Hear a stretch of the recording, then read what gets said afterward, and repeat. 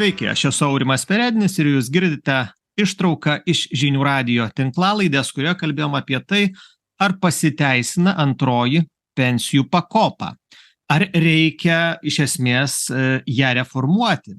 Ar reikia sudaryti galimybės žmonėms išsiimti dalį pinigų ir taip nuleisti tą nepasitenkinimo ir nepasitikėjimo garą? Apie tai kalbėjausi su profesoriumi Audriumi Bitinu, Vilniaus universiteto dėstytoju, taip pat socialinės politikos ekspertu ir Simonu Krėpšta, Lietuvos banko valdybos nariu. Ir dabar kviečiu jūs trumpos ištraukos iš mūsų tinklalaidės pasiklausyti.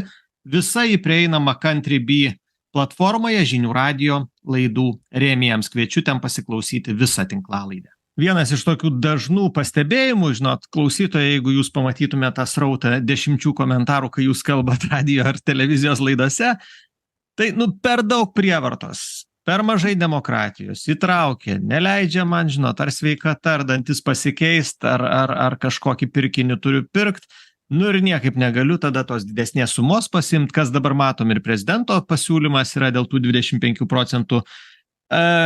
Pone Krėpšta, mūsų sistema ne per daug prievartinė, sakykim, šią prasme. Ar reikėtų ją šiek tiek lankstinti ir daryti tokią, žinot, labiau girdinčią žmonių lūkesčius? Taip, mūsų sistemoje taip pat veikia tie vadinami elgsenos ekonomikos rodikliai, tas vadinamas paskatinamas automatinis įtraukimas, kurio tikslas yra, kad kuo daugiau žmonių įsitrauktų į kaupimą. Bet kita vertus, vėlgi žmonės tikrai nėra kvaili ir jie pajaučia, kai per daug griežtai ar galbūt netgi manipuliuojama tais įvairiais automatiniais įtraukimais. Ir šiuo metu, jeigu žmogus pradeda dirbti 18 metų, tarkime, tai iki 40 metų jis 7 ar 8 kartus būtų įtraukiamas pagal dabartinę sistemą ir 7. Bet gali atsisakyti iš esmės, jeigu... Taip, bet jam reikėtų... Jeigu erzina, turbūt kas keli metai... nenorėtų kaupti, jam 7-8 kartus reikėtų atsisakyti, kad jis nebūtų įtrauktas. Ir mes jau Lietuvos banko pasiūlymus teikiame pavasarį ir iš tiesų pritarėm, kad turbūt per daug kartų yra įtraukinėti tiek daug žmonės užtektų, jeigu žmogus 1 ar 2 kartus tvirtai pasakytų, kad jis nenori dalyvauti kaupime ir to matyt pakaktų. Tai galbūt ir sukurtų mažiau... Bet žinot, šitą reformą, ašgi pamenu diskusijas ir tas diskusijas ne tik tai eteriuose, bet ir tarp eilučių, buvo tokia prielaida daroma, kad žmonės, tokie truputį infantilūs. Jeigu jų nepastumsi, nepapušinsi daryt, ir jie patys, žinot, 3 pakopos nepakaks, nieko jie nedarys, turi valstybė mesti kažkokią paskatą ir tada stumtelti su tą paskato, kitaip niekaip nesigaus, kitaip žmonės nieko, sutinkat su to? Automatinio įtraukimo mechanizmas buvo sėkmingas, tai irgi reikia pasakyti. Iki automatinio įtraukimo, jisai pradėjo galioti 2019 metais, iki to momento aktyviai kaupė sistemoje pilna apimtimi maždaug 500 tūkstančių žmonių. Po automatinio įtraukimo šiuo metu kaupia 800 tūkstančių. Tai reiškia, mes turime 300 tūkstančių ir tai tikrai yra labai reikšmingas pokytis žmonių, kurie pilna apimtimi kaupia šioje sistemoje. Nepaisant to, kad sistemoje dalyvauja 1 400 000 šalies gyventojų, bet nemažai jų tiesiog yra sustabdę kaupimą, nebekaupia ir visokios kitos priežastys. Galbūt nedirba, emigravę yra iš Lietuvos ir tas kaupimas nebevyksta. Tai tas automatiniai dalykai, jie turi poveikį ir jie turėjo teigiamą poveikį, bet vėlgi, kaip ir visur gyvenime, reikia neperlinkti lazdos ir turėti tą tokį pakankamą balansą tarp paskatinimo žmonės elgtis vienaip ar kitaip, bet ir tarp galimybių žmonėms reaguoti ir atsisakyti kaupimo. Neperspausti šitoj vietoj, nes bus atvirkštinė reakcija tiesiog, kad atvirkščiai žmonės tada ims nepasitikėti, jeigu toks geras daiktas, kaip ten sako, siūloma prekė, žinot, gera prekė pati save giria. Per prievartą mielas nebūsi. Tas tiesa, nors aišku, kaip ir daugelis šalių turbūt tas paskatas kažkokias meta žmonėms. Ir kaip ir gerbiamas Audrius minėjo, yra įvairios sistemos. Skandinavijos šalyse yra privalomas kaupimas. Ir netgi tose šalyse... Net klausimo nėra, kad net diskusijos nevyksta. Kaip mokestis. Suprantamas žmonių kaip mokestis, tu tiesiog moki socialinio draudimo mokesčius. kurie kaupimo forma tau išėjus į pensiją pavirs į papildomą išmoką šalia pay as you go sistemos, kur Ir skandinavai beje gauna aukščiausią perkeitimo, ne? Taip, ir jų pakeitimo norma yra didžiausia, bet čia vėlgi ar Olando, ar Skandinavo, jeigu paklaustume, kaip jums tai pavyksta sukurti tokią pakeitimo normą, jie atsakys labai paprastai. Mes už tai susimokame. Nemokamų pietų ekonomikoje nebūna ir jie iš tiesų pakankamai moka ženklius mokesčius tiek į sodrinę sistemą, tiek ir į kaupimo sistemą, netgi privalomų būdų. Atskaito nuo savo atlyginimo pakankamai ženklės sumas ir tik tai vienintelis būdas, stebuklų nebūna, tai yra vienintelis būdas sukaupti pakankamai ir kad ta pakeitimo norma siektų 70-80%. Tai kalbant, aš pamenu, žinai, savo interviu vieną su ekonomikos ministru, man atrodo, Švedijos, įdomu, toks jo CV buvo įdomus labai, nuo greitosios vairuotojo pradės iki ministro, sakykim, pakilęs neatsimenu, prieš kiek metų iš čia Lietuvoje buvo ir aš dariau interviu, aš pirmų klausimų ir paklausiu, tai kaip jums pavyksta Švedijoje susitarti dėl didžiausių praktiškai ant svieto mokesčių. Jis nelabai suprato problemą, žinai, tai va, imam ir susitarė maždaug, o Lietuvoje čia dėl 0,5% plyšta visiems nervai ir panašiai, bet pas juos kažkaip pat yra turbūt šimtmečiais tas įaugė į kraują, kad jeigu jau ar kaupt, ar kažką tai atsidėt, tai ten diskusijų, polemikų didelių ir dėl mokesčių didelių galbūt vyksta, bet sakau, man toks įspūdis, kad mažai vyksta, bet vis dėlto, Audriau, noriu, kad jūs sureaguotumėt. Neperspaudžiam su ta prievartos griežta ranka ir tais visais žmonių neperstumėm per daug, kad paskui, žinot, toks prievarta mielas nebūsi, nesigauna. Aš tai galvoju, kad ir turbūt tai yra tiesa, nes antra pakopa tai nėra privalomas, nes aš vadinu tai kvazi privaloma. Tai tokių sistemų yra ir kitose šalyse. Pabandyk išeit, sakys klausytojas dabar. Taigi buvo giršneka, tobulinant antrą pakopą, buvo diskusijos, kokiu būdu galima išeiti, ar ne? Nes žmonės kuo motyvuoja? Žmonės sako, kad atsiranda liga, ar ne, kažkokia tai liga, reikia skubiai gydytis, tai jau ir dabar yra toks variantas, sodra gali paleisti žmogų, jeigu jis įtrauktas per klaidą arba dėl ten ypatingų aplinkybių, yra toksai teisinis yra dalykas. Toks mechanizmas, kad su tam tikrom yra priežastim ar šiaip gali, kad... Nieko nėra, yra teorinė tokia įrašyta įstatymą galimybė, bet problema ta, kad nėra prašyta, kokiosgi tai yra aplinkybės. Tai viena aplinkybė, aš suprantu, kad tas pakliuvimas į sistemą per klaidą, klaida gali būti, kad mane įtraukia, o aš neprisijungiu nei prie jokių elektroninių sistemų, neimu registruotų laiškų, nieko, bet vis tiek įtraukia. O kitas yra tokia galimybė, bet problema, kad nėra priežasčių, nėra sąrašo. Ir buvo diskusijos, ar mums reiktų tokio sąrašo, nes tai yra vis dėlto produktas, kuris susijęs ir su valstybės mokamom reiškia tą subsidiją. Tai buvo apsispręsta, kad kol kas šitą diskusiją tęsti, nes, tada reikia labai diskutuoti, kas galėtų eiti tą sąrašą, kokio tipo lygos.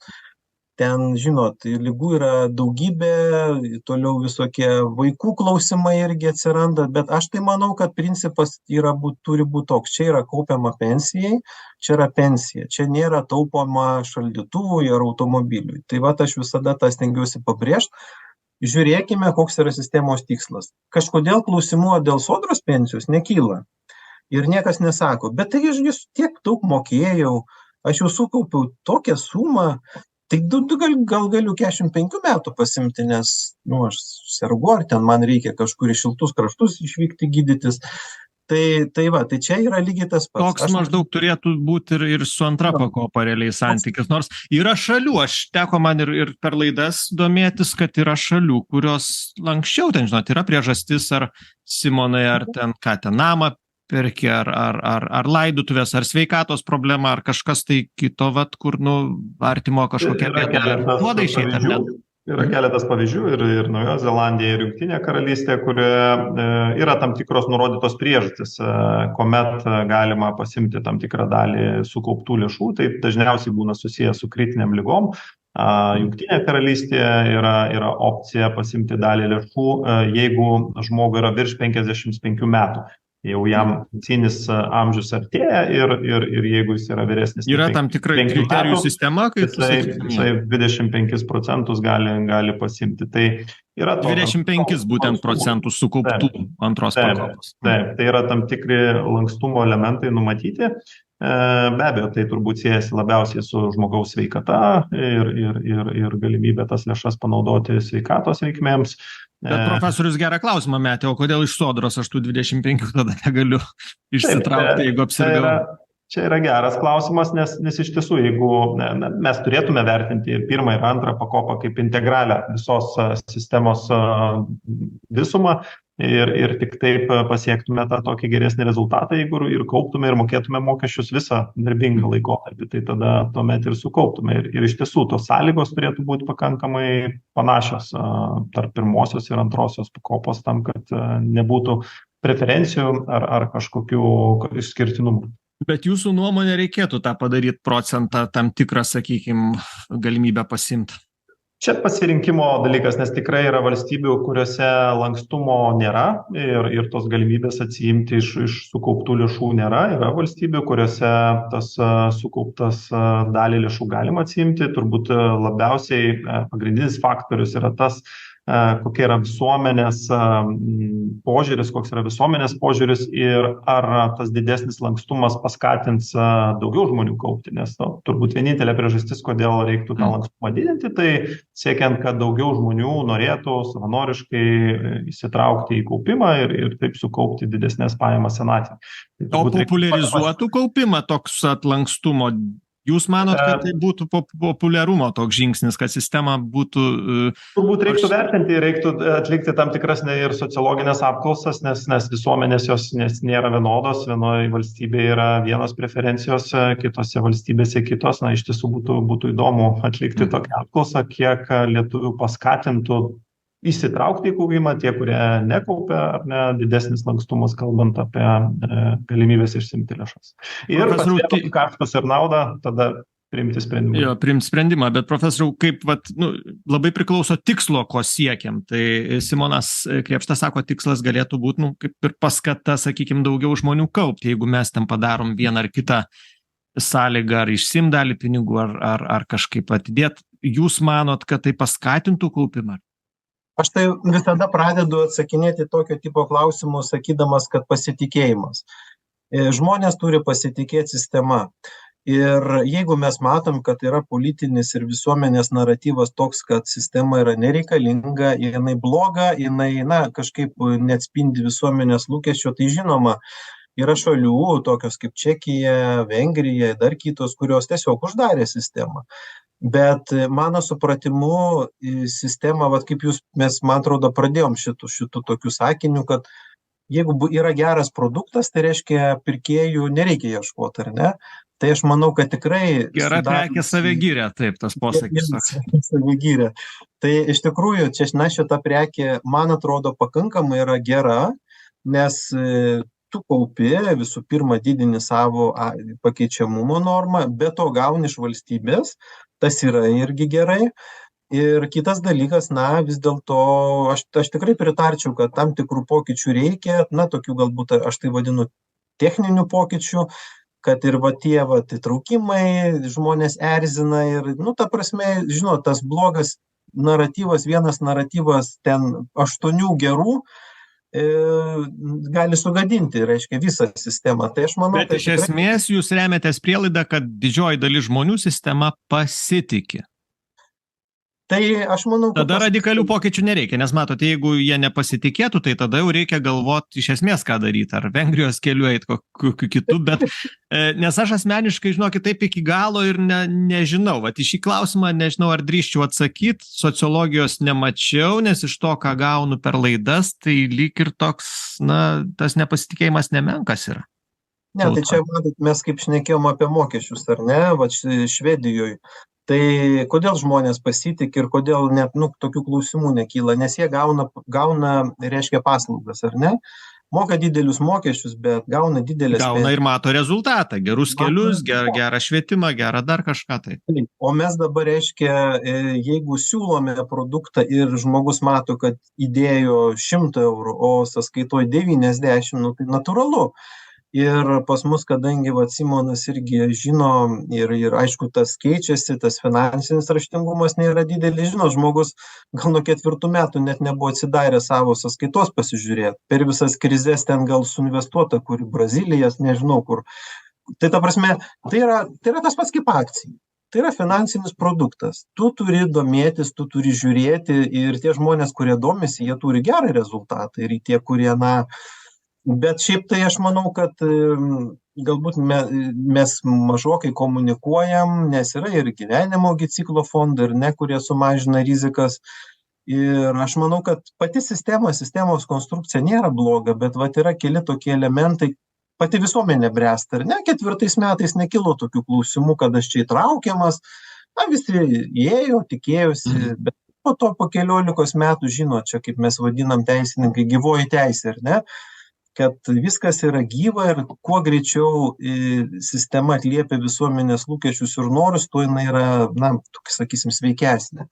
Tai aš manau, kad neturi politikai užsidaryti ir sakyti, ne, čia finansinis produktas ir mes neliesim, bet aš manau, turim kalbėtis, bet vis tiek principas turi būti aiškus. Ar mes sistemą turime tokią, o tokie visokie pasiūlymai, kad 25% atiduoti visiems, ta prasme, tai greuna sistemą, aš manau, kad patį principą greuna.